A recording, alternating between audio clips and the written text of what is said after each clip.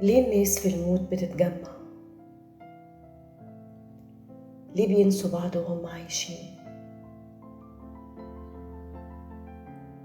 هو انت ليه تيجي تزورني في قبري مع انك كان ممكن تزورني في بيتي؟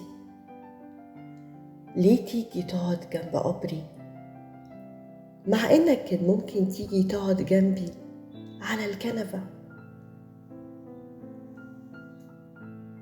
ليه جاي وجايب لي ورد مع انك كان ممكن تقعد معايا شوية ونشرب قهوة سوا؟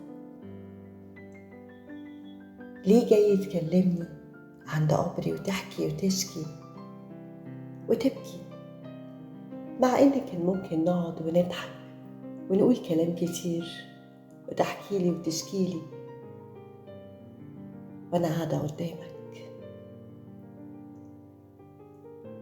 ليه الناس مش بيحسوا ببعض غير في الموت؟ ليه الفقدان هو الحاجة الوحيدة اللي بتجمع الناس بتخليهم يحسوا ببعض ويظهروا مشاعرهم وحبهم؟ ليه دايما بنعمل كل حاجة بعد فوات الأوان؟